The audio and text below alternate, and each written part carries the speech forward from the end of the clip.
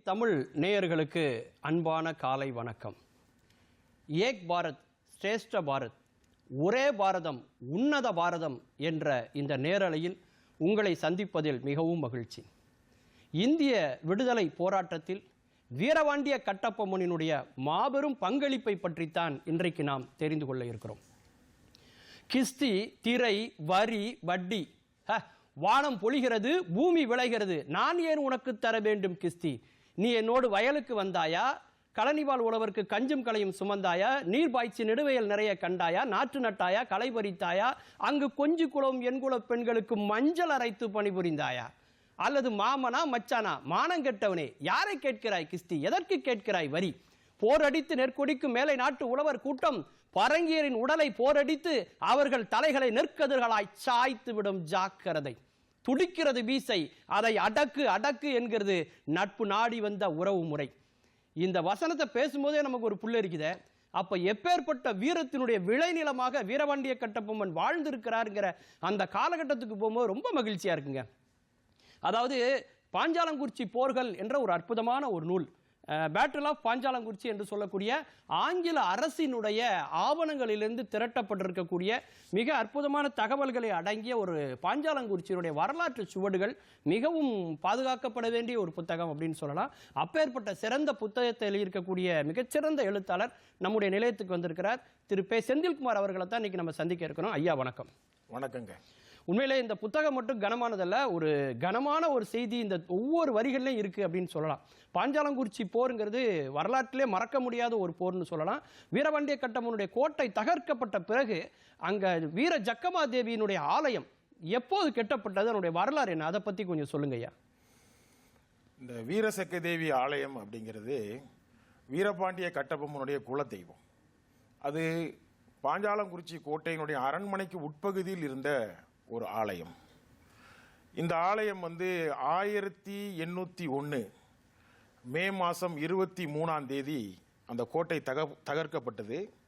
அதற்கு பின்னர் அந்த கோட்டையை முழுசாக அவங்க டெஸ்ட்ராய் பண்ணிட்டு அதில் ஆமணக்கு, உப்பு இதையெல்லாம் விதைச்சி அந்த பகுதியில் எதுவுமே விளையக்கூடாது அப்படிங்கிறதுக்காக வேண்டி ஆங்கிலேயர்கள் அந்த ஏரியாவையே ஃபாரஸ்ட்டாக அறிவிச்சிட்டாங்க. அறிவித்து மக்கள் யாரும் அந்த பகுதியில் குடியிருக்கக்கூடாது அப்படின்னு சொல்லிட்டாங்க. அப்புறம் பாஞ்சாலங்குறிச்சிங்கிற ஊரையுமே அரசு ஆவணங்களில் வருவாய்த்துறையிலிருந்து அந்த ஊர் பெயரே ரிமூவ் பண்ணிட்டாங்க. அதன் பிறகு அவருடைய உறவினர்களெல்லாம் சேர்ந்து 1881 ஜேபி பென்னிங்டன் அப்படிங்கிற ஒரு கலெக்டர்கிட்ட போய் கட்டபொம்மனுடைய உறவினர்கள் மனு கொடுக்குறாங்க. இந்த மாதிரி நாங்கள் சக்கம்மா கோயிலை வழிபடணும், அதுக்கு எங்களுக்கு அனுமதி தரணும் அப்படின்னு சொல்லி மனு கொடுக்குறாங்க. அந்த கலெக்டர் அனுமதி அளிக்கிறார். அதன் பிறகும் கூட அந்த கோயில் எழுப்பப்படாமல் ஒரு திசை நோக்கி வழிபடக்கூடிய அளவிலும் ஒரு சின்னஞ்சிறிய அளவில் வழிபடக்கூடிய அளவில் தான் இருந்தது. நாடு விடுதலை பெற்ற பிறகு அந்த காலகட்டங்களில் பாஞ்சாலங்குறிச்சிக்கு அருகில் ஓட்டப்பிடாரம் என்ற ஒரு ஊர் இருக்கிறது. அந்த ஊர் காவல் நிலையத்தில் சப் இன்ஸ்பெக்டராக வேலை பார்த்தவர் திரு ராமலிங்க ஐயர் என்பவர். இந்த ராமலிங்க ஐயர் ஒரு மாலை பொழுதில் ஒரு திருடனை தேடி செல்கிறார். ஒரு திருடனை தேடி செல்லும் பொழுது அவருடைய துப்பாக்கி தொலைந்து விட்டது.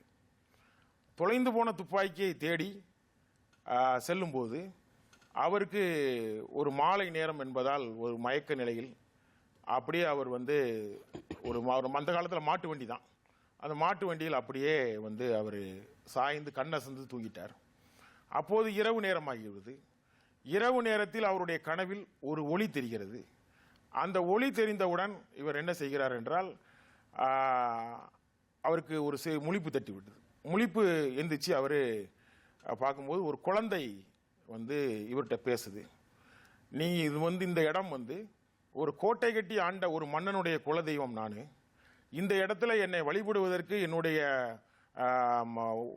பக்தர்கள் வழிபட விட முடியாத அளவில் நிறைய சிரமப்படுறாங்க. அதனால இந்த இடத்துல எனக்கு ஒரு கோவில் கட்டி தரணும் அப்படின்னு அந்த குழந்தை இவர்கிட்ட சொல்ற மாதிரியும், அப்படி நீ எனக்கு இந்த இடத்துல கோயில் கட்டி கொடுக்கறதா இருந்தால் உன்னுடைய துப்பாக்கியை நான் கண்டுபிடித்து தருவேன் அப்படின்னு அந்த குழந்தை சொல்றது. சொல்லிட்டு அந்த குழந்தை அப்படியே நடந்து போகுது. இவரும் அது பின்னாடியே நடந்து போறாரு. ஒரு இடத்துல போய் அந்த குழந்தை மறைஞ்சிருது. மறைஞ்ச உடனே இவர் போய் அந்த இடத்துல பார்க்காரு, அவருடைய துப்பாக்கி கிடக்கு. உடனே இவர் என்ன பண்றாரு, அந்த இடத்துல பக்கத்தில் இருந்த செடிகள் எல்லாத்தையும் கொஞ்சம் எடுத்து கொஞ்சம் கல் எடுத்து இப்படி வச்சுட்டு வந்துருந்தாரு. அப்புறம் மறுநாள் காலையில் சுத்து வட்டாரத்தில் இருக்கக்கூடிய கிராம மக்களை புறம் கூப்பிட்டு, இந்த இடம் என்ன இடம், இந்த இடத்துல ஏன் இப்படி ஒரு மேடு மாதிரி இருக்குது, இது ஏன் பால் அடைஞ்சு போய் கிடக்குது, இந்த இடத்துல என்ன இருந்தது அப்படின்னு எஸ்ஐ திரு ராமலிங்க ஐயர் அவர்கள் அந்த பொதுமக்களிடம் வந்து விசாரிக்கும் போதுதான் இது வந்து கட்டபொம்மனுடைய கோட்டை இருந்த இடம். ஆங்கிலேயர்கள் வந்து இந்த கோட்டையை இடித்து தரைமட்டமாக்கி விட்டார்கள். அப்படி பாலடைந்து சிதிலமடைந்து போன இடம்தான் இந்த இடம் அப்படின்னு அவர்கிட்ட விலைக்கு சொன்ன உடனே இவர் முதல் நாள் நைட்டு போல போய் பார்த்தார் இல்லையா, அந்த இடத்துல போய் திரும்ப அந்த இதை எடுத்து பார்க்காரு. அப்படி எடுத்து பார்க்கும்போது தான் அதில் வந்துட்டு ஒரு ஸ்லாப் மாதிரி இருக்க நகட்டி பார்க்காரு. அதில் ஒரு குத்து விளக்கு, ஒரு வாள், ஒரு குண்டு, 3 அதில் இருந்தது. அதுக்கப்புறம் தான் இவர் என்ன பண்றாருன்னா, இந்த இடத்துல ஒரு கோவில் கட்டணும். இன்னைக்கும் கூட அந்த கோயில்ல அந்த இருக்கும் இல்லையா? ஆமா, அந்த இடத்துல ஒரு கோவில் கட்டணும் அப்படிங்கிற பார்த்துட்டு இருக்கோமே இந்த திரையில. இல்ல, இந்த இடம் இது இல்ல, இது வேற. இது வந்து மணிமண்டபம். இது வந்து மணிமண்டபம். இந்த கோவில் தான். இந்த கோயில் தான். இந்த கோவில் வந்து இது வந்து வெளிப்புற தோற்றம். ஆமா, இது சமீபத்தில் கட்டப்பட்டது. அந்த கோயிலுக்குள்ள கூட அந்த மூலஸ்தானத்துல இந்த வாளு குண்டெல்லாம் வாளு குண்டெல்லாம் வச்சிருப்பாங்க. அது வட்ட வடிவில் இருந்த அந்த பகுதியில் இருக்கு இல்லையா, அந்த வட்ட வடிவத்தில் உள்ள இடத்துல தான் அந்த வாளு குண்டு கத்தி எல்லாம் கிடைச்சது. அதுலயே அவங்க வந்து ஒரு கோவில் எழுப்புனாங்க. அவர் ராமலிங்க ஐயர் தான் அந்த கோவிலை எழுப்பினாரு. அப்போ அந்த கட்டபொம்மனுடைய வாரிசுதாரர்கள் எங்க இருக்காங்க, அவருடைய உறவினர்கள் எல்லாம் எங்க இருக்காங்க அப்படின்னு தேடினாரு. அப்படி தேடி கண்டுபிடிச்சி கொல்லங்கிணறு அப்படிங்கிற ஊர்ல வசிச்சுக்கிட்டு இருந்தவங்க, அப்புறம் செக்காரக்குடி அப்படிங்கிற இடத்துல வசிச்சுக்கிட்டு இருந்தவங்க, அப்புறம் பக்கத்தில் இருந்த கிராமங்கள்லாம் எங்க இருக்காங்க, ஆதனூர் அப்படிங்கிற இடத்துல வசிச்சுக்கிட்டு இருந்தவங்க, இப்படி இந்த பகுதியிலெல்லாம் வசிச்சுக்கிட்டு இருந்தவங்களெல்லாம் கூப்பிட்டு பேசி இவர் ஒரு கமிட்டி அமைச்சு அந்த கோவிலை சிறப்பாக எழுப்பினார். அதன் பிறகு வந்து இந்த கோவிலை வந்து கொஞ்சம் பெருசாக கட்டினாங்க. 1957 வந்து அந்த கோவிலுக்கு வந்து சிறப்பு பூஜை எல்லாம் பண்ணி நிறைய அது வளர்ச்சி அடைய வச்சாங்க. இது இப்போ சமீபத்தில் கட்டப்பட்ட கோவில். ஜக்கம்மா தேவியினுடைய அந்த சிலை கூட ஒரு முழு உருவ சிலையா இல்லாம ஒரு புடைப்பு சிற்பம் மாதிரி தான் இருக்கும் இல்லையா? அது இல்ல, அந்த அந்த கட்டபொம்மனுடைய மரபினர் வந்து சிலை வைத்து வந்து அவங்க வணங்கலை. அந்த இடத்துல 2 வாளை வச்சு வணங்கினாங்க. அவங்க வந்து வாழைத்தான் வணங்கு அவங்களுடைய மரபு. அந்த திருவாடுதுறை ஆதீன செப்பேடுலேயே கூட கட்டபொம்மனுக்கு கொடுக்கப்பட்ட பட்டங்கள்லேயே கொண்டு இரட்டை வாளுக்கு அதிபன், சேவர் கொடியோன், ரிஷப கொடியோன் அப்படிலாம் அந்த பட்டங்கள் கொடுத்துருக்காங்க இல்லையா, அதுலேயே வந்து இவருக்கு இரட்டை வாளுக்கு அதிபன் தான் கொடுத்துருக்காங்க. அவர் 2 வாள்களை வச்சு கும்பிடுறது தான் இவங்களுடைய வழக்கம். அந்த கோட்டையை ஆங்கிலேயர்கள் வந்து மண்ணிலிருந்து தகர்த்திருந்தாலும் நம்முடைய மனதிலிருந்து இன்னும் தகர்க்கலை அப்படிங்கிறது தெரியுது. இப்போ அந்த ஆவணத்தை பற்றிலாம் நீங்கள் சொன்னீங்க.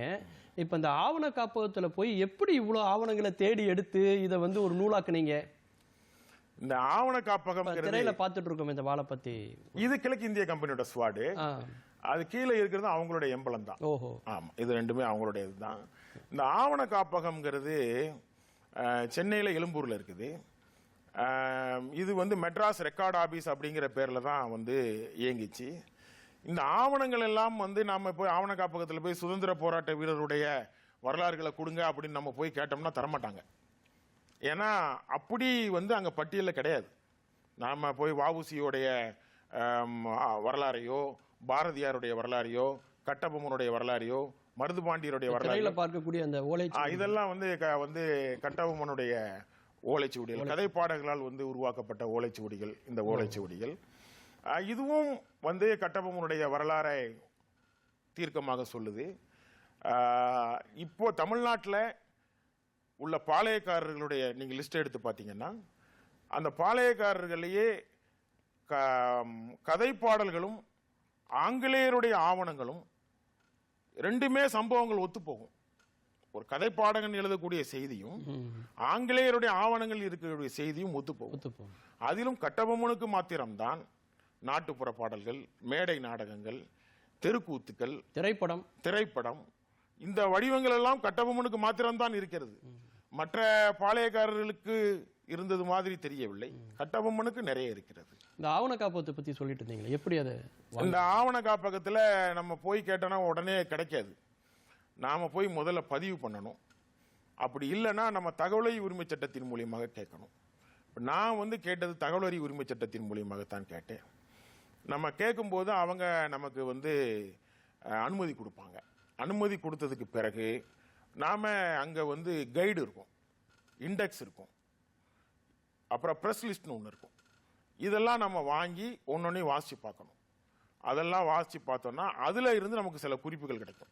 அதில் நம்ம சில கீவேர்டு வச்சுக்கணும். பாஞ்சாலங்குறிச்சி, கட்டபொம்மு, பானர்மேன், ஜாக்சன், அந்த காலகட்டத்தில் யாரெல்லாம் இருந்தாங்க அப்படிங்கிறதெல்லாம் நமக்கு ஓரளவு தெரியும்ல.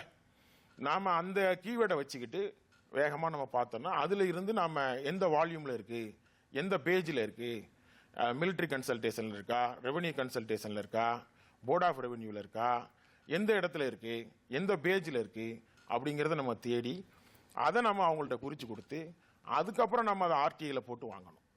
அதெல்லாம் ஆர்டிஐயில் போட்டு வாங்கினதுக்கு பிறகு அப்புறம்தான் நாம் அதெல்லாம் பிரித்து மொழி மாற்றம் செய்து அந்த வேலைகளெல்லாம் செய்யணும். இது ஒரு நீண்ட நாள் பணி. இது வந்து நமக்கு ஒரு ஆர்வம் இருந்தால் தான் இந்த பணியை செய்ய முடியும். நான் வந்து இதில் ஒரு நிறைய ஆர்வத்தோடு இதை எப்படியாவது இந்த வரலாறை வெளிக்கொண்டு வரணும் அப்படிங்கிறதுக்காண்டி முழு முயற்சி எடுத்தேன். பட் இப்போ அது என்னுடைய முயற்சியில் ஒரு 70% வெற்றி பெற்றுச்சு. உண்மையில இந்த ஆவணங்களை எல்லாம் தேடி எடுத்தது சுதந்திர போராட்டத்தை விட இது ஒரு பெரிய போராட்டமா இருந்திருக்காங்க. ரொம்ப பெரிய பணியை நீங்க மேற்கொண்டிருக்கீங்க. இந்த களப்பணிக்காக நீங்க வந்து பாஞ்சாலங்குறிச்சியில எந்தெந்த ஊர்களுக்கெல்லாம் போனீங்க, அங்க எந்த மாதிரியான களப்பணிகளை நீங்க மேற்கொண்டீங்க? நான் ஆரம்பத்தில் இந்த வரலாறை தேடணும் அப்படிங்கிற உணர்வு ஏற்பட்டது நான் பாஞ்சாலங்குறிச்சிக்கு சென்று பார்த்த பிறகுதான் எனக்கு அந்த உணர்வு ஏற்பட்டுச்சு. அதன் பிறகு வந்து நான் போன இடங்கள் எங்கெல்லாம் போனேன்னா, கட்டபொம்மன் ஜாக்சனை சந்திக்கிறதுக்கு எந்தெந்த ஊர் வழியாகலாம் சென்றார் அந்த ஊர் வழியாலாம் நான் போனேன். அருமை. அவர் எப்படியெல்லாம் போனாரோ, எந்தெந்த ஊரெல்லாம் போய் காத்திருந்தாரோ அந்த ஊரெல்லாம் நான் போனேன். இந்த புத்தகத்தை படிக்கும் போது எங்களுக்கும் அதே மனநிலை வருது. ஆமா ஆமா, எங்களையும் அழைச்சிட்டு போறீங்க அந்த பாதையில. போனேன். அதன் பிறகு வந்து எல்லா அரண்மனையும் இருக்கான்னு தேடி போனேன். கட்டபொம்மன் காலத்திலேயே வந்து அவன் கோட்டைகளை தகர்க்கும் தடை சட்டத்தெல்லாம் போட்டிருந்தான் பாத்தீங்களா. நான் இப்போ வந்து எங்கெல்லாம் கோட்டை இருக்கு, எங்கெல்லாம் அரண்மனை வந்து இப்பவும் லைவா இருக்கு, அதை தெரிஞ்சுக்கிடணும் அப்படிங்கிறதுக்காக வேண்டி அந்த பாளையங்களுடைய தலைமையகத்துக்கு பூரா ஒவ்வொரு ஊர்லயும் போய் பார்த்தேன். பெரும்பகுதியான அரண்மனைகள் வந்து இல்ல, பெரும்பகுதியான அரண்மனைகள் இல்ல, அதுக்குண்டான தடயங்களே இல்ல. இல்ல, சில அரண்மனைகள் இருக்கு, அதுவும் பராமரிப்பின்றி இருக்கு. சில அரண்மனைகள் வந்து மக்கள் வசிக்கிற மாதிரி இருக்கு, அவங்க பராமரிப்போட வச்சிருக்காங்க.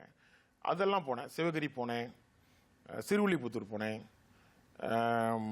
சிவத்தையா, கட்டபொம்மனுடைய சகோதரர் திரு சிவத்தையா அவர்கள் கைது செய்யப்பட்ட தேவதனா கணவாய் அப்படிங்கிற இடம் வந்து சிறுவில்லிபுத்தூர் பக்கத்தில் இருக்கு, அங்கெல்லாம் போய் பார்த்தேன். அப்புறம் பாவாளி அப்படிங்கிற இடத்துக்கு போனேன். அந்த பாவாளிங்கிற இடத்துல வந்து பானர்மனால் வந்து கட்டபொம்மனுக்கு எச்சரிக்கை செய்யப்பட்டு ஒட்டப்பட்ட அந்த ஒரு தாமிர பட்டயம் அதெல்லாம் வந்து அதுல இருக்குது. அது இப்பவும் இருக்கு. அந்த தாமிர பட்டயம்ங்கிறது இப்பவும் அதை வந்து பாதுகாத்து வச்சிருக்காங்க. அது ஒரு சின்ன வில்லேஜ் தான்.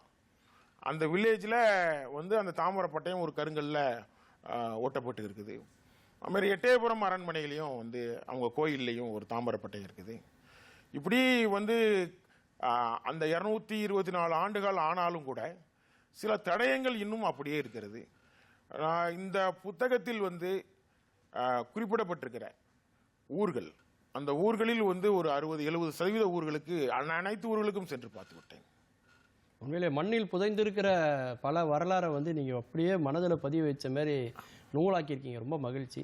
அந்த பாளையக்காரர்களுடைய வாரிசுகள், அவங்களுடைய நிலை இன்னைக்கு எப்படி இருக்கு? நீங்க போய் பார்த்த இடத்துல நீங்க நேரில் பார்த்துருப்பீங்க இல்லையா, அவங்களுடைய சூழல் இப்போ எப்படி இருக்கு? பாளையக்காரர்கள் வந்து ஜமீன்தார்கள் ஆக்கப்பட்டாங்க. அவங்க ஜமீன்தார்கள் ஆக்கப்பட்டதுக்கு பிறகு ஆங்கிலேயர்களுக்கு ஆதரவாக இருந்த ஜமீன்தார்களுடைய வாரிசுகள் எல்லாம் ஓரளவு நல்ல நிலைமையில் இருந்தாங்க. இருந்தாலும் வந்து சுதந்திரம் பெற்ற பிறகு அவங்க இப்போ ஜமீன்தார்கள் அப்படிங்கிற அந்தஸ்திலிருந்து இறங்கி சாதாரண குடிமக்கள் ஆயிட்டாங்கல்ல. ஆமா ஆமா. அவங்களால வந்து சராசரி மக்களா வேலைகளுக்கு செல்ல முடியல, எதுவும் பண்ண முடியல. இருக்கிற சொத்துக்களை வந்து விற்று அதுவும் அதன் மூலியமா தான் வந்து அவங்களோட தன்னுடைய வாழ்நிலையை அவங்க தேடிட்டு இருக்காங்க. அதாவது ஆங்கிலேயர்களை எதிர்த்த பாளையக்காரர்களுடைய வாரிசுகள் எல்லாம் வந்து ரொம்ப வறுமையில் இருக்காங்க, மிக மிக வறுமையில் இருக்காங்க. அவங்களுக்கு வந்து அவங்களுடைய முன்னோர்கள் செய்த தியாகம் கூட அவங்களுக்கு தெரியல. இப்போ இந்த நாகலாபுரம், இந்த கோலார்பட்டி, காடல்குடி, இந்த வாரிசுகள்லாம் இருக்காங்க. அவங்களாம் சாதாரண பொதுமக்களாக தான் இருக்காங்க. அவங்களுடைய முன்னோர்கள் வந்து என்ன தியாகம் செய்திருக்கிறார்கள், அவங்களுடைய வீர வரலாறு என்ன, அவங்க இந்த தேசத்துக்கு ஆற்றிய பணிகள் என்ன, அந்த விவரம் கூட அவங்களுக்கு அதை பற்றி தெரியலை.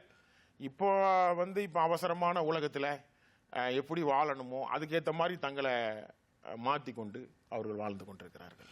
இல்லை, நீங்கள் சொன்ன மாதிரி பாளையக்காரராக இருந்த வரைக்கும் அவங்க வந்து ஒரு காவல் வைத்துக் கொள்ளலாம், ஒரு படையை வைத்துக் கொள்ளலாம், ராணுவம் வைத்துக் கொள்ளலாம், ஆயுதங்கள் வைத்துக் கொள்ளலாம், வரி வசூல் செய்வது மட்டுமே அவங்க வேலை கிடையாது, கோட்டை வைத்துக் கொள்ளலாம், எல்லை வகுத்துக் கொள்ளலாம் அப்படின்னு நிறைய உரிமைகள் இருந்துச்சு.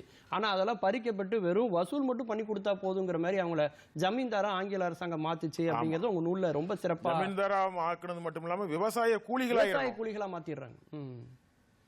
ரொம்ப அருமையாக அதை குறிப்பிட்டிருக்கீங்க. இதுக்கு எல்லாத்துக்கும் ஒட்டுமொத்த காரணம்னு பார்க்கும்போது அந்த ஈஸ்ட் இந்தியா கம்பெனி இல்லையா, அந்த கிழக்கு இந்திய கம்பெனி, ஒரு 4 முதலாளிகள் ஒன்று சேர்ந்து ஆரம்பித்த ஒரு கம்பெனி, ஐரோப்பாவில் வீட்டுக்கு ஒருத்தர் இல்லை வேலை செய்யணும், இல்லை வீட்டுக்கு ஒருத்தர் அதனுடைய பொருட்களை நுகர்வோலாக இருக்கணும் அப்படிங்கிற தகவலில் ஆரம்பிக்கப்பட்ட அந்த நிறுவனம் எப்படி பல்கி பெருகுச்சு, எப்படி அவங்களுக்கு பல நாடுகளோட அந்த கம்பெனி கிழக்கிந்திய கம்பெனி அப்படிங்கிறது 1599 டிசம்பர் மாதம் 31ஆம் தேதி ஆரம்பிக்கப்பட்டது. இந்த கிழக்கிந்திய கம்பெனி 24 போர்ட் ஆஃப் டைரக்டர்ஸ், அந்த நாட்டில் உள்ள வியாபாரிகள், அந்த நாட்டு இளவர ராணி, அவங்க தான் வந்து அந்த கம்பெனியுடைய டைரக்டர். மொத்தம் 25 பேர். இவங்களுக்கு வந்து அவங்க 2 உரிமைகளை கொடுக்குறாங்க. நில உரிமையை கொடுக்குறாங்க. நீங்கள் வந்து ஒரு தனியார் நிறுவனத்துக்கு வந்து அரசாட்சி செய்யக்கூடிய நில உரிமை கொடுக்கறது வந்து எங்கேயுமே இருக்காது. ஆனால் அவங்களுக்கு அதை கொடுக்குறாங்க. 2வது, ராணுவம் வைத்துக் கொள்ளலாம் அப்படிங்கிற உரிமையும் கொடுக்குறாங்க. அப்பமே வந்து அவங்க என்ன செய்யறாங்க, அரசாட்சியும் பண்ண முடியும், ராணுவம் வைத்துக் கொள்ள முடியும் அப்படின்னாலே அவங்க நாட்டை கைப்பற்றிடுவாங்கல்ல. இந்த 2 ஏகபோக உரிமையை வந்து அந்த நாட்டு அரசாங்கம் வழங்குது. கூடுதலா அவங்களுக்கு நீதிமன்றம் வைத்துக் கொள்ளக்கூடிய உரிமை, நீதிமன்றம், காவல்துறை, ராணுவமே வைத்துக் கொள்ளும் போது நீதிமன்றம் வந்துடும்ல. அதனால அனைத்து உரிமைகளையும் அவங்க அதை கொடுத்துட்றாங்க. அந்த நாட்டு மக்களுடைய மனநிலை என்னன்னு கேட்டீங்கன்னா, அந்த நாட்டு ராணிய வந்து ஒரு பெரிய அளவில் வந்து அவங்க மதிப்பாங்க. ஒன்று கிழக்கிந்திய கம்பெனியில் பணிபுரிவாங்க, இல்லைன்னா கிழக்கிந்திய கம்பெனியுடைய வியாபார பொருட்களை இவங்க வாங்கக்கூடிய நுகர்வோர்களாக இருப்பாங்க. இந்த 2 மனநிலை தான் அந்த நாட்டு மக்கள் இருந்தாங்க. அதே நேரத்தில் இந்தியாவில் வந்து இந்தியாவுடைய வளத்தை பார்த்துட்டு, செல்வ வளத்தை பார்த்து, இங்கே இருக்கக்கூடிய மக்களுடைய மனநிலை, இங்க மக்கள் வந்து பிரிந்து கிடக்கக்கூடிய சூழல், இதையெல்லாம் பார்த்துட்டு அவங்க இந்த நாட்டை கொள்ளையடிச்சிட்டு போறாங்க இல்லையா, இதை பார்த்துட்டு அந்த காலத்திலேயே அந்த நாட்டில் எட்மண்ட் பர்க் அப்படிங்கிறவர் இந்த கிழக்கிந்திய கம்பெனியை கடுமையாக விமர்சனம் பண்றார். நீங்கள் இந்தியாவில் உள்ள வளங்களை எல்லாம் கொள்ளையடித்து இங்கிலாந்து நாட்டிற்கு கொண்டு வருகிறீர்கள் அப்படிங்கிற மாதிரி எல்லாம் வந்து அவர் பயங்கரமா அதை சாடுறாரு. ஒவ்வொரு இந்தியனுடைய ரூபாயும் கொள்ளையடிக்கப்படுகிறது அப்படின்னு அவர் அதை சொல்றாரு. கிழக்கிந்திய கம்பெனி கிண்டல் பண்றாரு, ராஜா வீட்டு கன்று குட்டிகள் அப்படின்னு கிண்டல் பண்ணுறாரு. இந்த கிழக்கிந்திய கம்பெனி இங்க போர் நடக்கு இல்லையா, 1799 போர் நடக்கு இல்லையா, இந்த போர் நடக்கக்கூடிய காலகட்டங்களில் கிழக்கிந்திய கம்பெனி கடுமையான வீழ்ச்சியை இந்த வீழ்ச்சியை சந்திக்கக்கூடிய காலகட்டங்களில் இங்கிலாந்தினுடைய முடியாட்சி அவங்க வந்து என்ன பண்றாங்கன்னா, அந்த போர்ட் ஆஃப் டைரக்டர்ஸ் வந்து பங்கு சரி விழுந்து மீட்கணும்ல, அப்போ இவங்க வந்து அவங்களுக்கு நம்பிக்கையை கொடுக்காங்க. நாங்கள் வந்து உங்களுக்கு ஆதரவு தருவோம், நீங்கள் போட்ட முதலீட்டுக்கு எந்த விதமான பிரச்சனை வராது அப்படிங்கிற நம்பிக்கையை வந்து இவங்க ஊட்டுறாங்க. அதனால அவர் வந்து என்ன பண்றாருன்னா, பூனைக்குட்டி வெளியே வந்து விட்டது அப்படிங்கிற தலைப்புல ஒரு கட்டுரை எழுதுறாரு. இந்த மாதிரி அந்த நாட்டிலையும் ஒரு ஜனநாயக ரீதியாக அந்த அரசுக்கு எதிராகவும் கிழக்கிந்திய கம்பெனிக்கு எதிராகவும் அவர்கள் வந்து போராட்டத்தை சில தத்துவவியல் பேராசிரியர்கள் முன்னெடுத்தாங்க. இந்த கிழக்கிந்திய கம்பெனி இருந்த இடம் வந்து லண்டன்ல லெடன் ஹால் தெருவும் லைம் தெருவும் சந்திக்கக்கூடிய ஒரு ஒரு பகுதியில் இந்த அலுவலகம் இருந்தது. இந்த கிழக்கிந்திய கம்பெனியினுடைய வந்து அந்த காலத்தில் புகைப்படம் இல்லை, அதை வரைஞ்சிருக்காங்க. அந்த வரைஞ்சவருடைய பேர் தெரியல. நான் வந்து இதை அவங்களுக்கு மெயில் அனுப்பி இந்த கிழக்கிந்திய கம்பெனி இருந்த இடம் அது சம்பந்தப்பட்ட விவரங்கள் வேணும்னு கேட்டேன். அவங்க எனக்கு அந்த புகைப்படத்தை அனுப்புனாங்க. இப்போ அந்த இடம் வந்து அந்த கட்டடம் இடிக்கப்பட்டு விட்டது. இடிக்கப்பட்டு இப்போ வந்து அதில் ஒரு போஸ்ட் ஆஃபீஸ் இயங்கிக்கிட்டு இருக்கு அந்த இடத்துல. உண்மையிலே உலகத்தில் அதிக உயிரிழப்புகள் ஏற்பட்டது அப்படின்னா அது இந்த கிழக்கிந்திய கம்பெனின்னு சொல்லலாம். அந்த அளவுக்கு போர்களால் பலர் இறந்தாங்க, கடல் பயணத்தில் நிறைய பேர் இறந்து போனாங்க, உள்நாட்டிலையும் நிறைய பிரச்சனைகள் வந்தது. நம்மளை அடிமைப்படுத்தின பல கவர்னர்கள் பல ஆளுநர்கள் ஊழல் குற்றச்சாட்டுக்கு நீதிமன்றத்தில் ஆளாகி அவங்களும் அங்கே வந்து சிறை தண்டனை அனுபவிச்சாங்கிறத நம்ம வரலாறாக பார்க்குறோம். அப்பேற்பட்ட ஒரு இது நம்ம கிழக்கிந்திய கம்பெனி நமக்கு தெரியுது. என்னுடைய அடுத்த கேள்வி என்னன்னா, இப்போ நம்ம திரையில பின்னாடி நமக்கு இருக்கக்கூடிய வீரபாண்டிய கட்டபொம்மன் அவருடைய அந்த வீரமான அந்த தோற்றத்தை நம்ம பார்க்குறோம். இவர் தான் வீரபாண்டிய கட்டபொம்மன் இப்படி தான் இருந்தார் அப்படிங்கிறத நீங்கள் எப்படி வந்து ஆவணப்படுத்தினீங்க, எப்படி கண்டுபிடிச்சிங்க? அந்த படத்தினுடைய ஒரிஜினாலிட்டி எப்படி உங்களுக்கு கண்டுபிடிக்க முடியுது? நான் இந்த புத்தகத்தில் வீரபாண்டிய கட்டபொம்மனுடைய புகைப்படத்தை வெளியிடலை. ஏன் வெளியிடலைன்னா, இந்த புகைப்படம் வந்து தமிழ்நாடு அரசால் வந்து வரையப்பட்ட ஒரு ஓவியம். நான் உண்மையான புகைப்படத்தை கண்டறியணுங்கிறதுக்காண்டி கடுமையான முயற்சி எடுத்தேன். இதுக்காக வேண்டி இங்கிலாந்தில் பக்கிங்காம் பேலஸ்க்கு நிறைய மெயில் அனுப்புனேன். அதே மாதிரி பாஞ்சாலங்குறிச்சி கோட்டையில் டச்சு ஒப்பந்தம் கைப்பற்றப்பட்டிருந்துச்சு. அது சம்பந்தப்பட்ட ஆவணங்களும் எனக்கு கிடைச்சிது. அதனால் டச்சு பீப்புள்கிட்ட வந்து கட்டபொம்மனுடைய ஓவியங்கள் ஏதாவது கிடைக்குமா அப்படிங்கிறதுக்காக வேண்டி இவங்க வந்து நெதர்லாந்தோட ஒரு வணிக தொடர்பு வச்சிருந்தாங்க. ஆங்கிலேயருக்கு எதிராக அவர் நல்ல ஒரு சூழ்ச்சி செஞ்சிருக்காரு அவர். உண்மையிலே இல்ல, முதல்ல இவங்க டச்சு கூட தான் இவங்க வந்து வணிக தொடர்பு வச்சிருந்தாங்க. டச்சுக்கு பிறகுதான் ஈஸ்ட் இந்தியா கம்பெனிக்கு உள்ள வருது. அப்போ நான் வந்து அங்க உள்ள ஆர்கிவ்ஸ்க்கு மெயில் அனுப்பிச்சு பார்த்தேன். இந்த மாதிரி நாங்க வந்து ஒரு ரிசர்ச் பண்ணிக்கிட்டு இருக்கோம். இந்த காலகட்டங்கள்ல வந்து மறைந்து போன கட்டபொம்ம நாயக்கர் அவருடைய ஓவியங்களோ அது சம்பந்தப்பட்ட ஆவணங்களோ ஏதாவது இருந்தாலும் எங்களுக்கு தந்து உதவணும் அப்படி சொல்லி போட்டேன். அப்படி வந்து அவங்க கிட்ட எந்த விதமான ஆவணங்களும் அவங்கள்ட்ட இல்லை. அதனால நான் நம்ம புத்தகத்துல வந்து அவருடைய ஓவியத்தை இதுல புகைப்படத்தை போடலை. இது வந்து தமிழ்நாடு அரசால் வந்து ஒரு உருவம் வேணும் அப்படிங்கிறதுக்காக வேண்டி வரையப்பட்டது. உண்மையிலே ஒரு வெள்ளை காகிதத்துல அடியில ஒரு கார்பன் காப்பி வச்சு கீழே ஒரு வெள்ளை காகிதம் வச்சு வீரம் மாவீரம்னு எழுதிட்டு கீழே திரும்பி பார்த்தா அதில் வீரபாண்டிய கட்டபொம்மனுடைய பேர் தான் இருக்கும். அந்த அளவுக்கு வீரம் அப்படின்னாலே நினைவு வருது வீரபாண்டிய கட்டபொம்மன் தான். அவருக்கு ஒரு உருவம் வேணும்னு அவசியம் இல்லை, வீரத்துக்கே ஒரு உருவம்னா வீரபாண்டிய கட்டபொம்மன் அப்படின்னு சொல்லலாம். ரொம்ப சிறப்பாக சொன்னீங்க. என்னுடைய அடுத்த கேள்வி என்னென்ன அப்படின்னா, அதாவது அந்த அந்த காலகட்டத்தில் அந்த ராமநாதபுரம் மாவட்டத்தில் அந்த ராமலிங்க விலாசம் அப்படிங்கிற அந்த இடத்துல அன்னைக்கு என்னதான் நடந்தது? ராமலிங்க விலாசத்தில் கட்டபொம்மன் வந்து அவரை பின்தொடர்ந்து போறார் இல்லையா? அதை பின்தொடர்ந்து போறாருன்னு சொல்லாம கட்டபொம்மன் அவரை விரட்டி கொண்டு சென்றார் அப்படின்னு சொல்றதுதான் பொருத்தமா இருக்கும். ஏன்னா ஜாக்சன் வந்து ஜாக்சன் பயந்து போய் முன்னாடி வேகமா போறான். ஏன்னா இவருடைய படைகள் 4000 படைகளோடு வந்து இவர் போறாரு. இது ஏன் 4000 படைகளோடு போறாருன்னா, இந்த படைகளை ராணுவ காட்சிப்படுத்துதார். அதாவது மக்கள்கிட்ட பொதுமக்கள்கிட்டையும் அருகில் இருக்கக்கூடிய பக்கத்தில் இருக்கக்கூடிய பாளையங்களுடைய தலைவர்களுக்கும் கட்டபொம்மன்ட்ட இவ்வளவு வலிமையான படைகள் இருக்கு, பயப்பட வேண்டாம், இந்த கிழக்கிந்திய கம்பெனிங்கிறது ஒண்ணுமே இல்லை அப்படிங்கிறத உணர்த்தி அந்த மக்களுக்கு ஒரு தன்னம்பிக்கையை ஊட்டணுங்கிறதுக்காக வேண்டி 4000 பேர் கொண்ட படைகளோடு இவர் வந்து ராணுவ காட்சிப்படுத்தி அவனை முன்னாடி ஓட விட்டு இவர் விரட்டி போறார். இறுதியில போகும்போது ராமலிங்க விலாசத்துக்கு போறாங்க. ராமலிங்க விலாசத்துக்கு முத நாள் சாயங்காலமே போயிடுறாங்க, செப்டம்பர் மாதம்.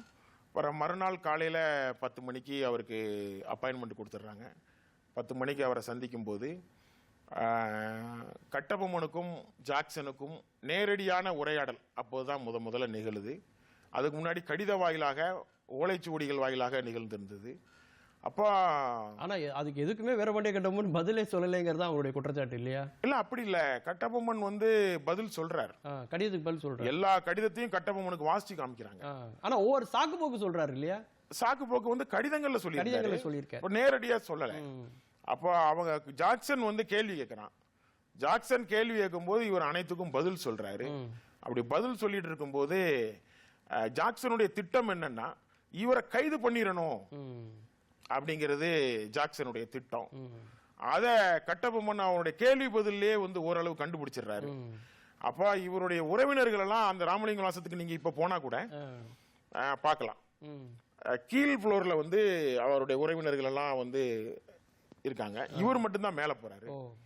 அப்ப 1 to 1 வேற யாரும் கிடையாது. ஜாக்சனும் இவரும் மட்டும்தான். அவங்களுடைய நிபந்தனை அப்படிதான் இல்லையா? ஆமா. ஆயுதங்கள் இல்லாம வரணும், ஆமா, தனியா ஆமா, வரணுங்கிறது ஆமா, உங்களுடைய ஆமா, கோரிக்கை. ஆமா. ஆனா இவர் வந்து அதை ஓரளவு புரிஞ்சுக்கிறாரு. இவன் நம்மளை கைது பண்றதுக்கு திட்டமிட்டுட்டான் அப்படிங்கறத இவர் புரிஞ்சுக்கிறாரு. அதுக்கேற்ற மாதிரி அவனும் சொல்றான், நீங்க வந்து இங்க இருங்க, நீங்க வந்து கீழே எங்களுடைய கெஸ்ட் ஹவுஸ்ல தங்கி இருங்க, நீங்க வந்து உங்க நாட்டுக்கு போக கூடாது அப்படின்னு சொன்ன உடனே இவர் அதை மீறிடுறார். இவர் அதை மீறிட்டு மேல இருந்து கீழே இறங்கிடுறார். கீழே இறங்கும் போது தானாதிபதி சிவசுப்பிரமணிய பிள்ளையை கைது பண்ணிட்டாங்க. தானாதிபதி சிவசுப்பிரமணிய பிள்ளையை கைது பண்ணவனே இவர் அதிர்ச்சி ஆயிட்டார். அப்பந்தான் அந்த மேஜர் கிளார்க்குங்கிறவன் இவரை பின்னாடி விரட்டி வாரான். மேல இருந்து கீழே இறங்கி வாரான். இவர் வாள் எடுத்து அவனை வெட்டிடுறாரு. கோவம் வந்துருது இவருக்கு. வாள் எடுத்து வெட்டினவன துப்பாக்கிட்டு ஃபயர் பண்றாங்க. ஃபயர் பண்ணும்போது அவருடைய சித்தப்பா பெரியப்பா, கட்டபொம்மனுடைய சித்தப்பா பெரியப்பா அவங்க என்ன பண்றாங்கன்னா உள்ள வந்து விழுந்துருந்தாங்க. இவருக்கு எதுவும் சேதாரம் ஆயிடக்கூடாது அப்படிங்கன்னு உள்ள வந்து விழுந்துருந்தாரு. இதுக்கிடையில அவருடைய தம்பி ஊமத்துறை அவர் உள்ள வந்துருந்தாரு. இவங்கெல்லாம் உள்ள வந்தோடனே ஒரு பெரிய கைகலப்பாயிருது. அதுல வந்து இவரை மர்டர் பண்ணியிருந்தாரு இல்லையா மேஜர் கிளார்க் அப்படிங்கிறவன. இதை ஒரு அவமானகரமான செயலா கிழக்கு இந்திய கம்பெனி வந்து நினைக்குது.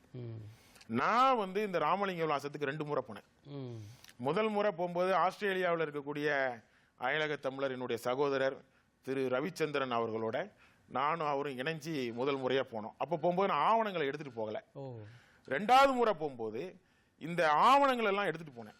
இந்த போர்ட் ஆஃப் டைரக்டர்ஸ்க்கு எழுதப்பட்ட கடிதங்கள், ஜாக்சன் வந்து இந்த ராமலிங்க விலாசத்தில் என்ன நடந்தது அப்படிங்கறத எழுதின கடிதங்கள், இந்த கவர்னர் ஜெனரலுக்கு எழுதின கடிதங்கள், கவர்னருக்கு எழுதின கடிதங்கள், இதை எல்லாத்தையும் எடுத்துட்டு போயிட்டு நான் அங்கிருந்து சத்தம் போட்டு வாசிச்சேன்.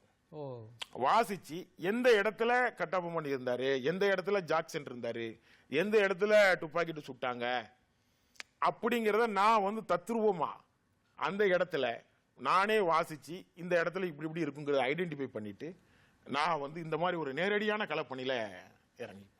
இல்ல அவங்களுடைய ஆங்கில அதிகாரியை வந்து வீரபாண்டிய கட்டபொம்மன் வந்து வாளால வெட்டி கொன்னாருங்கிறது ஆங்கில அரசாங்கத்துக்கு ஒரு பெரிய அவமானமா இருந்தாலும் கூட ஜாக்சன் சுரை செய்ததும் தவறுன்னு கூட அவங்க தீர்ப்பு கொடுத்தாங்க இல்லையா? அவர் மேலும் ஒரு நடவடிக்கை. அது எப்படி அந்த தீர்ப்பு வந்ததுன்னா, தானாபதி சிவசுப்பிரமணிய பிள்ளை வந்து அவர் வந்து கட்டபொம்மனுடைய அட்வொகேட்டு, கட்டபொம்மனுடைய முதன்மை அமைச்சர். அவர் தான் கட்டபொம்மனுக்கா வந்து எல்லாமாவே இருந்தார். இவர் அரெஸ்ட் பண்ணி கொண்டு போயிடுறாங்க. இந்த ராமலிங்க விலாசத்தில் வச்சு அரெஸ்ட் பண்ணி கொண்டு போயிடுறாங்க. இவரை கொண்டு போன உடனே இவர் வந்து என்ன பண்றாருன்னா, அந்த திருச்சி ஜெயில வந்து என்ன பண்றாரு, இவர் அங்க இருக்கக்கூடிய அதிகாரிகள்கிட்ட பேசுறாரு. நீங்க கட்டபொம்மனை எளிமையா நினைச்சிடாதீங்க, இவங்க வந்து சாதாரண ஆட்கள் கிடையாது, மக்கள் செல்வாக்கு கொண்டவங்க, மிகப்பெரிய வந்து ஆளுமை கொண்டவங்க இவங்க. இதற்கு முன்னாடி ஒரு 4 போர் புரிந்து வெற்றி பெற்றவங்க. இவங்க சொன்னா எல்லா பாளையங்களும் கேட்பாங்க. தேச காவல் மானியம், திசை காவல் மானியம் எல்லாம் இவங்க கிட்ட தான் வந்து எல்லாரும் ஒப்படைப்பாங்க. அதனால நீங்க வந்து கட்டபொம்மனை பகைச்சுக்கிட்டீங்கன்னா இந்த தென்னிந்தியா முழுவதும் நீங்க பகைக்க வேண்டியது வரும். கட்டபொம்மன் எந்த தவறும் பண்ண மாட்டார், அவர் எல்லாத்திலும் நேர்மையா நடப்பார் அப்படின்னு இவர் அந்த லாபி பண்ணி அவங்கள்ட்ட அதை புரிய வைக்கார். அப்போ அந்த அதிகாரிகள் என்ன நினைக்கிறாங்கன்னா, இவர் ரொம்ப சரியா பதில் சொல்றாரு, கட்டபொம்மனை பகைச்சிடக்கூடாது அப்படின்னு சொல்லிட்டு கட்டபொம்மனை சந்திக்கிறதுக்கு ஏற்பாடு பண்ணுங்க அப்படிங்கிறாங்க. அப்புறம் கட்டபொம்மன் தானாதிபதி சிவசுப்பிரமணிய பிள்ளை ரிலீஸ் பண்ணிடுறாங்க. அவர் வந்து இவரை கூட்டு போறார், நம்ம சந்திப்போம் வாங்க அப்படின்னு சொல்லி. அப்ப சந்திக்கும் போதுதான் அதுல வந்து இவர் தரப்பு நியாயங்களை இவர் எடுத்து முன் வைக்கார். இந்த மாதிரி என்னுடைய பாளையத்தை வந்து கைப்பற்றுவதற்காகவும் என்னை கைது செய்வதற்காகவும் கவுல் கொடுத்து என்னை ஏமாத்திட்டாரு.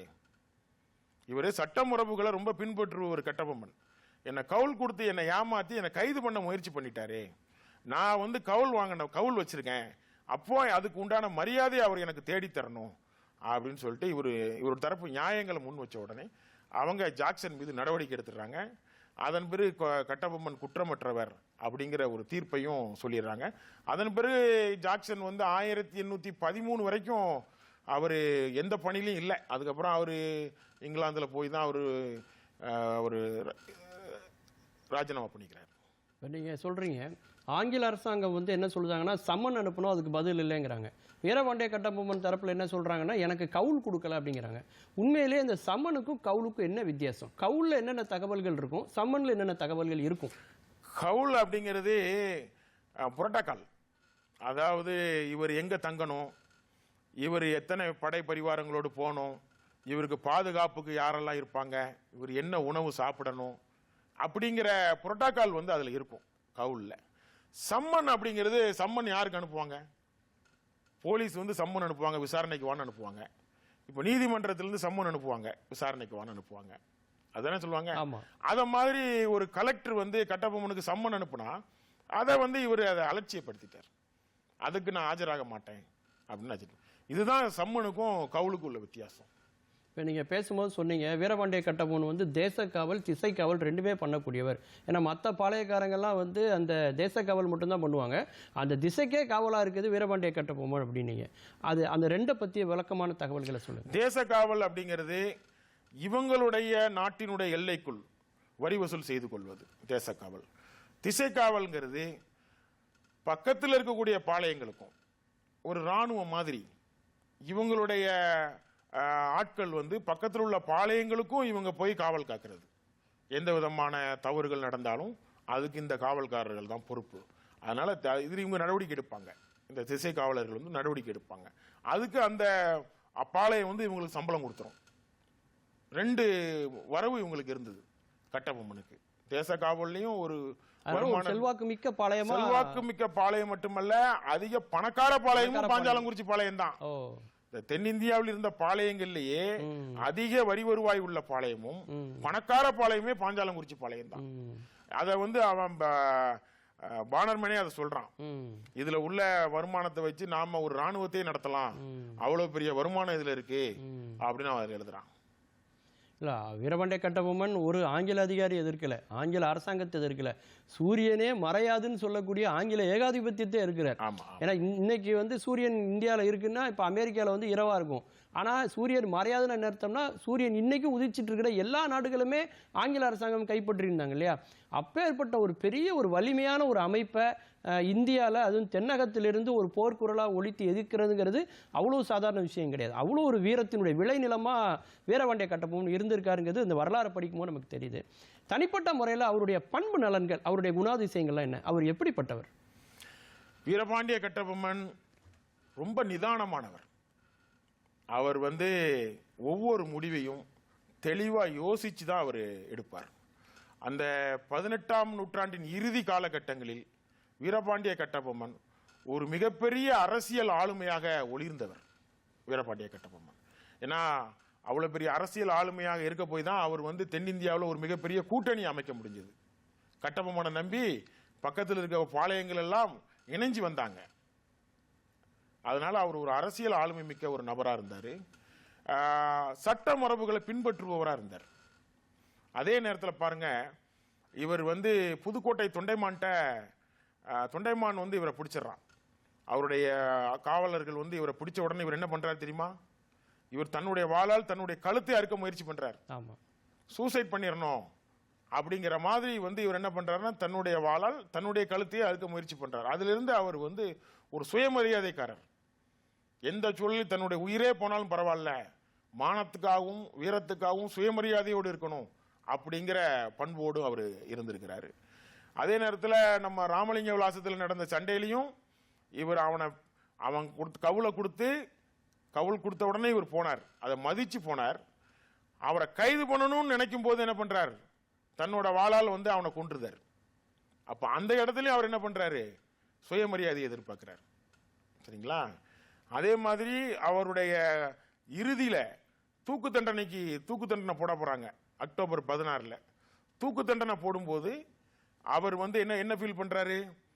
நான் வந்து இந்த கோட்டையை காக்கும் போரில் உயிரை இழந்திருக்கணும், அதுல வந்து என்னுடைய உடம்புல வந்து கத்திப்பட்டு என்னுடைய ரத்தம் என்னுடைய மண்ணிலே சிந்தி அதன் மூலியமாக நான் உயிரை இழந்திருக்கணும், அதுதான் எனக்கு கௌரவம். இப்படி ஒரு ஆங்கிலேயர்கள் கையினால் வந்து தூக்கு மேடை தூக்கு தண்டனை வந்து கழுத்துல தூக்கு மாட்டி சாவறத வந்து அவரு கொஞ்சம் ஒரு இதா ஃபீல் பண்ணியிருக்காரு. உண்மையிலே வீரபாண்டிய கட்டபொம்மனா வீரம் அப்படிதான் நினைச்சோம். இல்ல அவருக்குள்ள ஒரு ஈரமான இதுவும் இருக்கு ஆமா, ஆமா. அப்படிங்கிறது நமக்கு தெரிஞ்சு. உண்மையிலே நம்முடைய தெய்வங்கள் கூட பார்த்தீங்கன்னா பக்தர்கள்ட்ட ஈர உணர்வோட அன்பா இருப்பாங்க. ஆனா அதே இது அசுரர்கள்னு வந்தா அவங்க வந்து வீரத்தை காட்டக்கூடியவங்களா இருப்பாங்க. அது ரெண்டு தன்மையும் அவர்கிட்ட இருக்கிறத நம்ம பார்க்குறோம். இப்போ நம்ம பார்த்துருக்கக்கூடிய அந்த திரையில காட்சிகள் இதை பத்தி கருத்துக்கள். இது வந்து அந்த ஜாக்சனுக்கும் அவருக்கும் உள்ள ஒரு ஓவியம். இந்த ஓவியம் இன்னொன்று வந்து பாஞ்சாலங்குறிச்சி இல்லை இப்போ இருக்கக்கூடிய ஒரு சிலை. இது ஒரு சிலை வந்து அதில் வச்சிருக்காங்க. இன்னொன்று வந்து கயத்தாரில் உள்ள அவர் தூக்கிலிடப்பட்ட இடம். கயத்தாரில் தூக்கிலிடப்பட்ட இடம். அந்த உயரமான பீடத்தில் இருக்கக்கூடிய சிலை இருக்கு இல்லையா, இதை வச்சது நடிகர் திலகம் சிவாஜி கணேசன் அவர்கள் வச்சது. ஓஹோ ஓ ஆமா, நடிகர் திலகம் சிவாஜி கணேசன் தான் வந்து இந்த சிலையை நிறுவினாரு. அதன் பிறகு தமிழ்நாடு அரசு வந்து இப்போ ஒரு மணிமண்டபத்தை நிறுவி கொடுத்திருக்காங்க. வீரபாண்டிய கட்டபொம்மன் அப்படின்னாலே நமக்கு நினைவுக்கு வர்றது அவருடைய வாள் இல்லையா? இப்போ அந்த வாள் எங்க இருக்கு? இப்போ அவருடைய வாள் வந்து லண்டன்ல பக்கிங்ஹாம் பேலஸ், அதுல தி ராயல் கலெக்ஷன் ட்ரஸ்ட் அப்படிங்கிற ஒரு அமைப்புல இந்திய அறை அப்படின்னு இந்தியாவில் உள்ள இங்கிருந்து கொள்ளையடித்து கொண்டு சென்றாங்க இல்லையா, அந்த பொருட்களை எல்லாம் அந்த இந்திய அறையில வச்சிருக்காங்க. அந்த இடத்துல அந்த வாள் இருக்குது.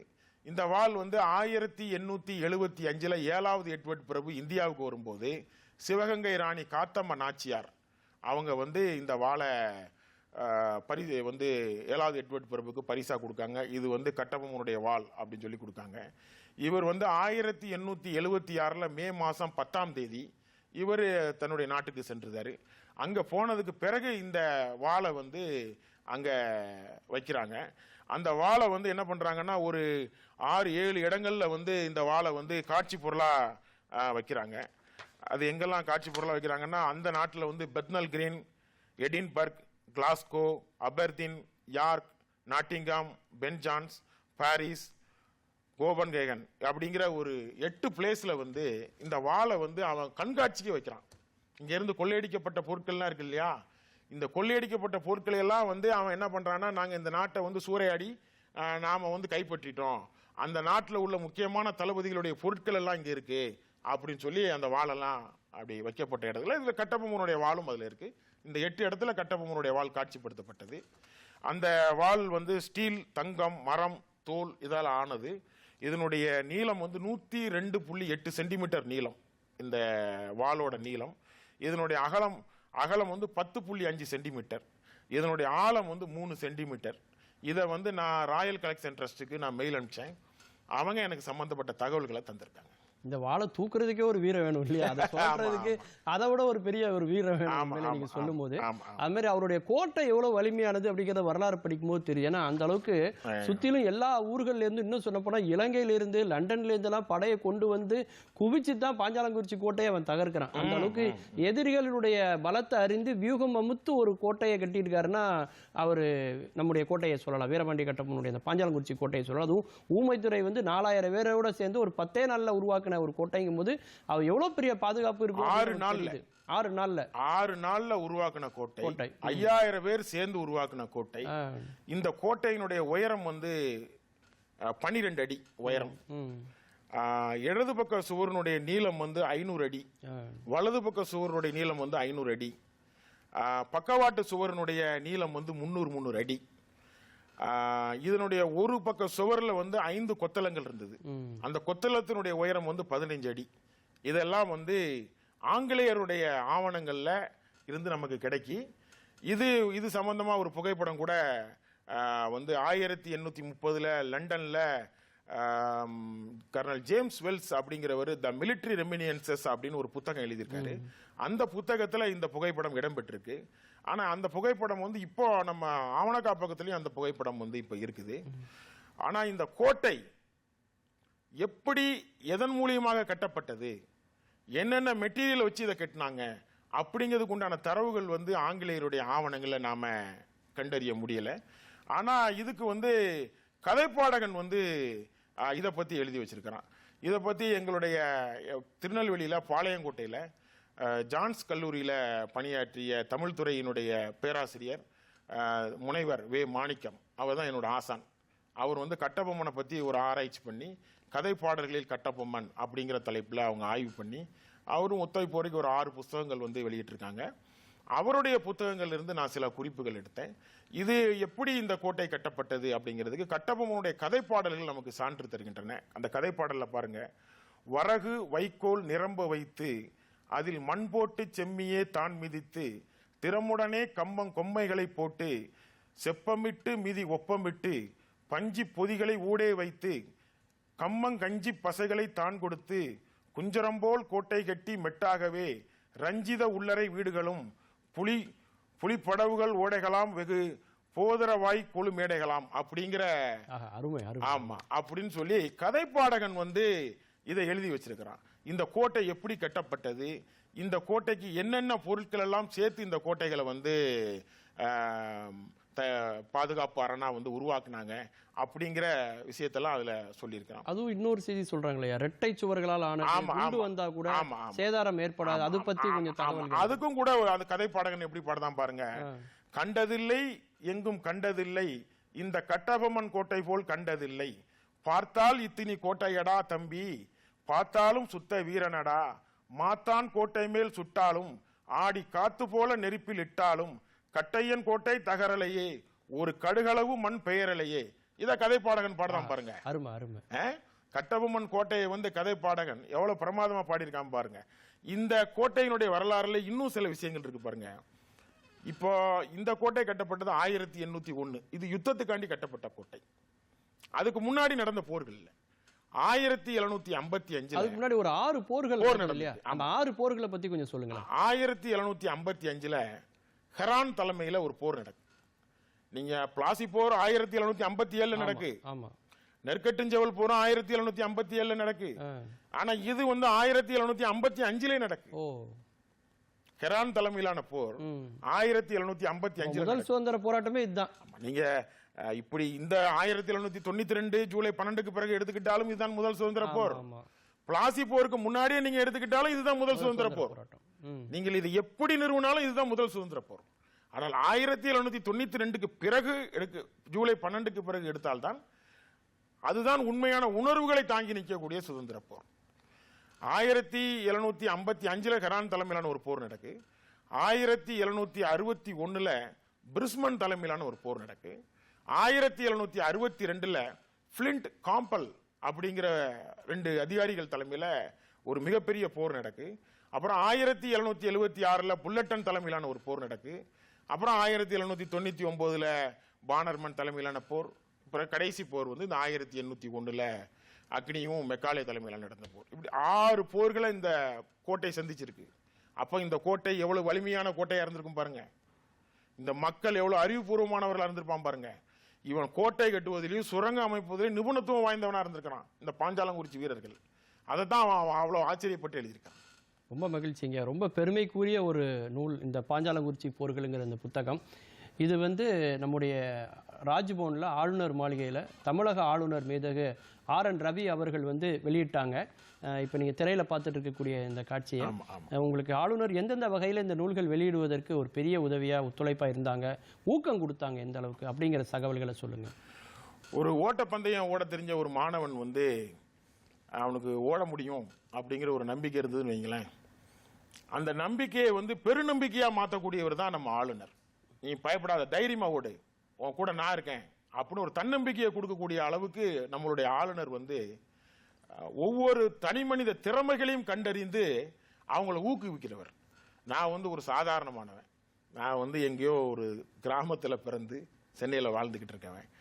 ஆனால் என்னுடைய புத்தகத்தை வந்து மதுரையில் பேராசிரியர் சீனிவாசன் என்னுடைய சகோதரர் அவர்கிட்ட வந்து இதை ஒப்பீனியனுக்காண்டி கொடுத்துருந்தேன். அவர் வந்து கவர்னரை சந்திக்கும் போது ஆங்கில புத்தகத்தை கவர்னர்கிட்ட கொடுத்தாரு. இதுக்கு அப்புறம் வந்து கவர்னர் இந்த புக்கை படித்து பார்த்துட்டு இந்த எழுத்தாளரை நான் சந்திக்கணும் அப்படின்னு சொல்லி சில ஆட்கள் மூலிமா யூனிவர்சிட்டிஸில் கேட்டு அப்புறம் என்னை கண்டுபிடிக்க முடியாமல் கொஞ்ச நாள் கழித்து சில ஆட்கள் மூலிமா அப்புறம் என்னை கண்டுபிடிச்சாங்க. அப்புறம் வந்து மருது பாண்டியர்களுடைய ஒரு விழாவில் வந்து இவர் சார் வந்து தமிழ்நாட்டில் வந்து வெளிவராத விடுதலை போராட்ட வீரர்களை பற்றி ஒரு 89 மாணவர்களுக்கு வந்து ஊக்கத்தொகை கொடுத்து அவங்கள டாக்டரேட் பட்டம் வாங்கி பட்டம் வாங்குறதுக்கு வந்து அவங்களுக்கு உதவி செஞ்சு அவங்கள வந்து ஊக்கப்படுத்தினார். அந்த விழாவில் வந்து என்ன நீங்கள் பேச வரணும்னு சொல்லி கூப்பிட்டுருந்தாங்க. நான் அந்த விழாவுக்கு பேச போனதுக்கு பிறகுதான் நான் வந்து திரையில பார்க்குற அந்த காட்சி இல்லையா? ஆமாம் ஆமாம். அப்போ நான் சார்கிட்ட சொன்னேன், இந்த மாதிரி இந்த புக்கு வெளியே வரல அப்படின்னு. உடனே சார் சொன்னார், அப்போ நம்ம வெளியிட்டலாம். நான் டேட்டு கேட்டேன், எனக்கு வெளியிடணும் சார், நீங்கள் தான் எனக்கு ஹெல்ப் பண்ணணும். சரி பண்ணலாம். அப்போ நான் சொன்னேன், எனக்கு ஒரு உதவி பண்ணணும்னு. என்ன உதவி வேணும்? எனக்கு ஹிந்தி புத்தகத்தை வந்து 4 பேர்கிட்ட கொடுத்தேன். அந்த புத்தகம் சரிவர வந்து மொழிபெயர்க்கப்படலை. எனக்கு நீங்கள் ஒரு உதவி செய்யணும் அப்படின்னு. உடனே நான் பண்ணித்தரேன்னு சொல்லி இங்கே உத்தரப்பிரதேசத்தில் லக்னோ யூனிவர்சிட்டிக்கு அனுப்பிச்சு அங்கே மொழிபெயர்த்து ஒரு 10-15 நாள் எனக்கு அனுப்பிச்சிட்டாங்க. உடனே நான் அதை பிரிண்ட் பண்ணிவிட்டு அப்புறம் சார்ட்டை வந்து கொடுத்தேன். தேதி கொடுத்தாங்க. அதுதான் இந்த மாதம் 12ஆம் தேதி இந்த விழா சிறப்பாக நடைபெற்றது. இந்த நேரத்தில் நான் தமிழக ஆளுநர் அவர்களுக்கு என்னுடைய நன்றியை தெரிவித்துக் கொள்கிறேன். உங்க கூட இருக்கிறவங்க அங்க திரையில பாக்குறது மற்றவங்களை பத்தி கொஞ்சம் சொல்லுங்க. மற்றவங்க வந்து அவர் சிவராமகிருஷ்ணன், அவர் வந்து குந்தவை நாச்சியார் கல்லூரியில் வரலாற்றுத்துறை பேராசிரியர். இவர் வந்து இந்தியாவில் உள்ள விரல் விட்டு எண்ணக்கூடிய ஆர்கியாலஜிஸ்ட்ல இவர் ஒருத்தர். இவருக்குன்னு ஒரு வரலாறு இருக்கு. இவர் தான் ராமர் கோயிலை வந்து முதல்ல ஆராய்ச்சி போன ஆர்கியாலஜிஸ்ட்ல இந்திய அரசாங்கம் இவரை தான் தேர்ந்தெடுத்தாங்க. இவர் தான் முதல்ல போன ராமர் கோயிலை போய் ஆராய்ச்சி பண்ணவர். ஆமா. அதுக்கு பக்கத்துல அந்த பக்கம் இருக்கிறவங்க வந்து டாக்டர் ராஜேஸ்வரி. இவங்க வந்து மருத்துவரா வந்து இருக்காங்க. இவங்க வந்து தூத்துக்குடி மெடிக்கல் கல்லூரியில வந்து ப்ரொஃபஸரா இருக்காங்க. இவங்களுடைய தாத்தா பேர் சோமசுந்தர கட்டபொம்முத்துரை. அவங்க வந்து 5ஆம் தலைமுறை வாரிசு. கட்டபொம்மனுடைய 5ஆம் தலைமுறை இரத்தவழி வாரிசு. இவங்க அவங்களுடைய பேத்தி. அந்த பக்கம் இருக்கிறவங்க வந்து நம்ம இன்னும் இவருக்கு சார் இருப்பார், சிஇஓ ராம்கோ சிமெண்ட்ஸ் சிஇஓ. இவங்க தான் அந்த நிகழ்ச்சியில் கலந்து கொண்டவங்க.